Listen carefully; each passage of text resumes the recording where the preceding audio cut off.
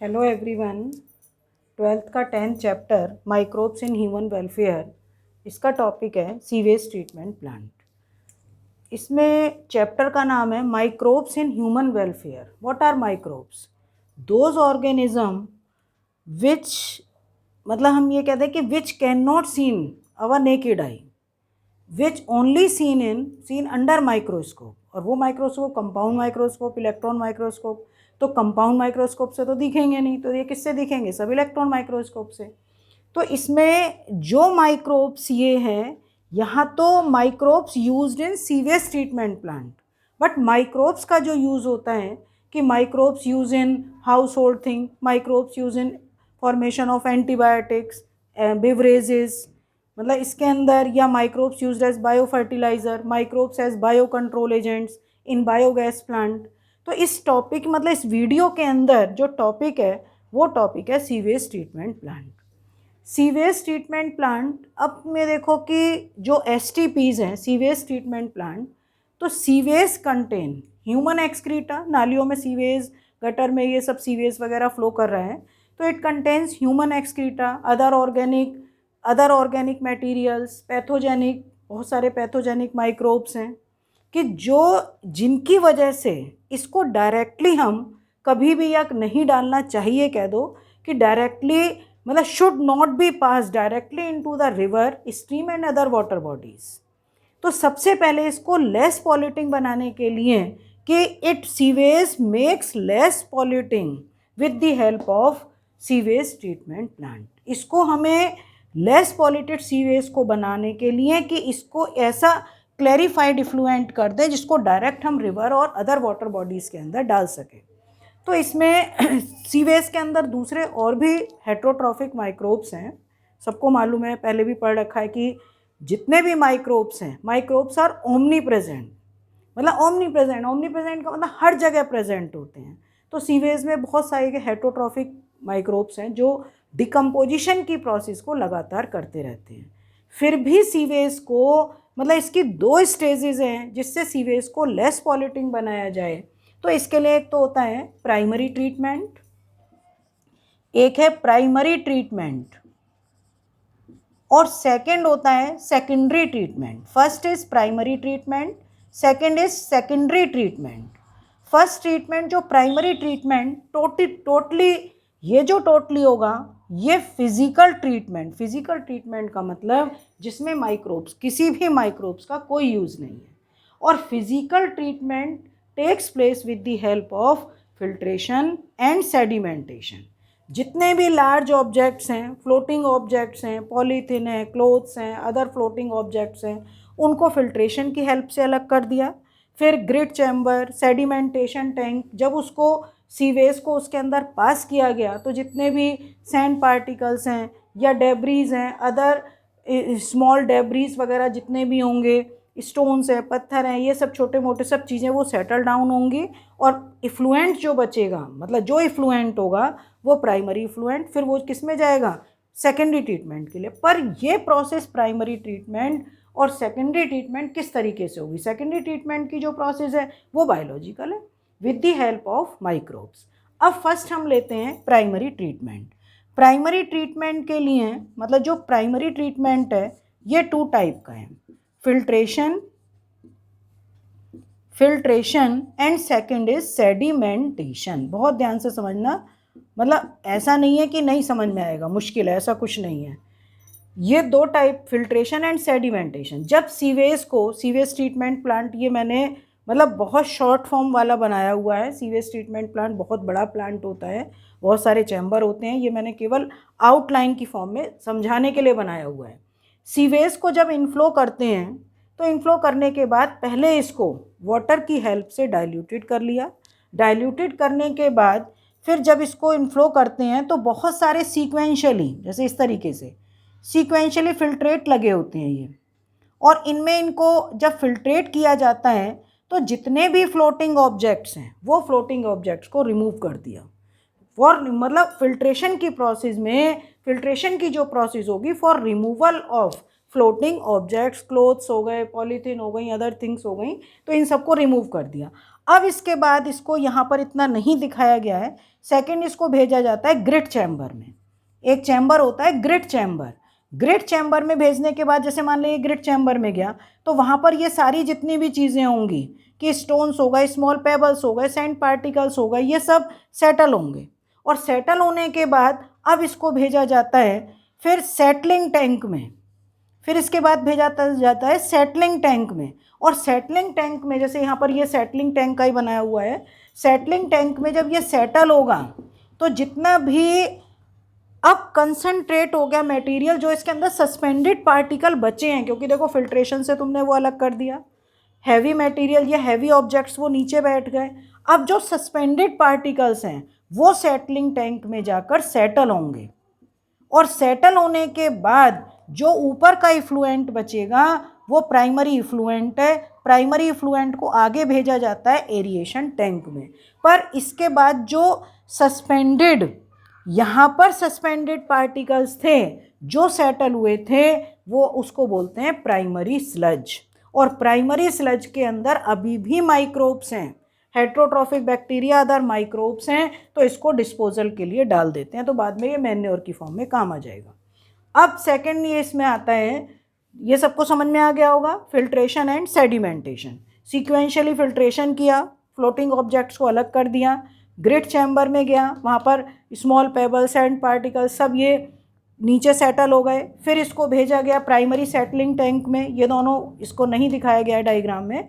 Primary settling tank में जितने अब सस्पेंडेड पार्टिकल और ऑर्गेनिक मटेरियल बचा था वो यहाँ पर मतलब सस्पेंडेड पार्टिकल ही कहो, वो यहाँ पर सेटल होंगे। और जो इफ्लुएंट होगा वो इफ्लुएंट प्राइमरी इफ्लुएंट है, उसको एरिएशन टैंक में भेजा। और जो नीचे सस्पेंडेड पार्टिकल सेटल हुए थे उसको बोलते हैं प्राइमरी स्लज, और वो प्राइमरी स्लज को डिस्पोजल के लिए निकाल दिया अलग। अब आता है हमारे पास secondary treatment. Secondary treatment is biological treatment. Secondary treatment जो होगा वो बायोलॉजिकल ट्रीटमेंट, और बायोलॉजिकल ट्रीटमेंट ये थोड़ा सा बड़ा है। इसमें बायोलॉजिकल ट्रीटमेंट में सबसे पहले क्या होता है, एरिएशन टैंक। एरिएशन टैंक में लगातार जो ये प्राइमरी फ्लुएंट आया है इसमें ऑक्सीजन को फ्लो कर रहे हैं बाहर से। इसमें ऑक्सीजन मतलब जैसे कहते हैं ना कि अदर गैसेस नहीं, एक ऑक्सीजन इसके अंदर जा रही है। और इसको मैकेनिकली, फ्लूइड को मैकेनिकली एजिटेटेड, बहुत तेज़ी से इसको घुमाया जाता है जिससे ऑक्सीजन पूरे में मिल जाए। तो इसके दो बेनिफिट होंगे। एक तो बेनिफिट ये होगा कि जो माइक्रोब्स, एरोबिक बैक्टीरिया इसमें तेज़ी से ग्रो करेंगे। Aerobic bacteria grow in the form of flocs. Flocs का मतलब group of microbes, group of bacteria. और वो बैक्टीरिया का जो ग्रुप्स है किसके साथ अटैच्ड है, स्लाइम और फंगल हाइफी, और ये सब मिलकर एक ग्रुप में जो कलेक्ट हो रहे हैं उसको बोलते हैं फ्लॉक्स। और they form a mesh like structure. तुमने देखा है किसी भी वाटर बॉडी पे एल्गल ये सब एक मतलब काई वगैरह जो घूमती रहती हैं तो मैश लाइक स्ट्रक्चर ये बनाते हैं। जितनी तेज़ी से ऑक्सीजन सारे में फ्लो करेगी उतने ही बैक्टीरिया तेज़ी से ग्रो करेंगे, और ग्रो करने के बाद उतने ही तेज़ी से एरोबिक बैक्टीरिया सीवेज को, जो ऑर्गेनिक मैटर है, ह्यूमन एक्सक्रीटा है ऑर्गेनिक मैटर, उस सीवेज का ऑक्सीडेशन करेंगे। तो ऑक्सीडेशन जितना पहले ज़्यादा पॉल्यूटिंग था, इसकी बैक्टीरिया को ऑक्सीजन की डिमांड बहुत ज़्यादा थी, तो इसका मतलब वो BOD, biological oxygen demand. BOD क्या होती है, बीओडी इट रिप्रेजेंट द, ये डेफिनेशन मैंने यहाँ लिख दी है, it represent the amount of dissolve oxygen that would be consumed if all organic matter in 1 liter of water were oxidized by microorganism। और temperature यहाँ पर 20 डिग्री सेंटीग्रेड है। देखो दोबारा से definition, it represents the amount of dissolve oxygen that would be consumed if all organic matter in 1 liter of water were oxidized by microorganism। तो जितना अब जैसे जैसे धीरे धीरे ऑक्सीजन का कंजम्पशन कम होता चला जाएगा, इसका मतलब ये लेस पॉल्यूटिंग हो गया। ठीक है, अब इसको मतलब जब धीरे धीरे ये पता चल गया कि मतलब ये लगने लगता है कि ऑक्सीजन का कंजम्पशन कम हो गया है, तो अब ये इफ्लुएंट होगा, सेकेंडरी इफ्लुएंट। इसको सेकेंडरी सेटलिंग टैंक में भेजा। वहाँ जाकर जितना भी ये सब चीज़ें थी, सस्पेंडेड पार्टिकल हो गए, बैक्टीरिया हो गए, वो सेटल डाउन हो गए। और सेटल डाउन होने के बाद अब इसमें दो प्रोसेस होंगी कि ऊपर का इफ्लुएंट जो क्लैरिफाइड हो गया उसको रिवर में डाल सकते हैं, या फिर एक और होता है, इसमें चैम्बर नहीं दिखाया गया है, इसके बाद इसको भेजा जाता है, मतलब थोड़ा बहुत जो ऊपर का क्लैरिफाइड इफ्लुएंट उसको रिवर वाटर बॉडीज़ में डाल सकते हैं, पर इसको बाद एक और मतलब एक और टैंक में भेजते हैं, उसको बोलते हैं anaerobic sludge digester. Anaerobic sludge digester में डालने से पहले जो सेटल्ड स्लज हुआ है, जिसको अब एक्टिवेटेड स्लज बोलेंगे, इसको एक्टिवेटेड स्लज क्यों बोला, क्योंकि इसके अंदर एरोबिक बैक्टीरिया है। इसका कुछ एज एन इनोकुलम, क्योंकि ये एक कॉन्टिन्यूस प्रोसेस है, आगे ये जा रही है तो पीछे से न्यू सीवेज इसके अंदर एंटर कर रहा है, तो दोबारा इस प्रोसेस में ज़्यादा टाइम ना लगे तो पहले से ही तैयार बैक्टीरिया को एज एन इनोकुलम इसको एरिएशन टैंक में डाल देते हैं, जिसको एक्टिवेटेड स्लज डाइजेस्टर भी बोलते हैं। ठीक है, जैसे मिल्क को हम कर्ड में कन्वर्ट करना हो तो एज एन इनोकुलम थोड़ी सी कर्ड डालते हैं, तो वो मिल्क के अंदर उसको मिक्सअप कर दिया, जिससे मिल्क थोड़े ही टाइम में कर्ड में कन्वर्टेड हो जाता है। तो उसी तरीके से ये है कि ये जो सेटल्ड स्लज है, जिसके अंदर, जिसको एक्टिवेटेड स्लज भी बोला गया, जिसके अंदर बैक्टीरिया हैं, एरोबिक बैक्टीरिया, इसको एज एन इनोकुलम डाल देते हैं एरिएशन टैंक में। अब इसको मैंने बताया कि एनारोबिक स्लज डाइजेस्टर में भेजा, वहाँ एनारोबिक बैक्टीरिया होंगे क्योंकि वहाँ ऑक्सीजन नहीं है, तो ये एरोबिक बैक्टीरिया वहाँ जाकर किल हो जाएंगे, और वो एनारोबिक बैक्टीरिया ऑर्गेनिक मैटर जितना भी और थोड़ा बहुत बचा है, सस्पेंडेड पार्टिकल, एरोबिक बैक्टीरिया, सबको डाइजेस्ट कर जाएंगे। उसमें दो टाइप के बैक्टीरिया होते हैं, एक तो मैथेनोजेनिक एंड नॉन मैथेनोजेनिक। जो मैथेनोजेनिक बैक्टीरिया होंगे वो बैक्टीरिया एक टाइप की गैस प्रोड्यूस करते हैं, उस गैस को बोलते हैं बायोगैस। और उस बायोगैस जो मिक्सचर होता है CH4, CO2, H2S and small amount में H2, मतलब दोनों ये स्मॉल अमाउंट में है, तो ये गैस प्रोड्यूस होती है, बायोगैस प्रोड्यूस होती है पाइपलाइन के थ्रू। इसको, क्योंकि ये बहुत ज़्यादा इन्फ्लेमेबल है, पाइपलाइन के थ्रू इसको वेरियस वर्क्स में किसी भी उसमें फॉर्म में यूज़ कर लेते हैं। अब जो लास्ट में बचेगा वो सेकेंडरी स्लज, वो डिस्पोज हो गया और एज एन मैन्योर, मतलब डिस्पोजल के लिए भेज देते हैं और एज एन मैन्योर इसको यूज़ कर सकते हैं।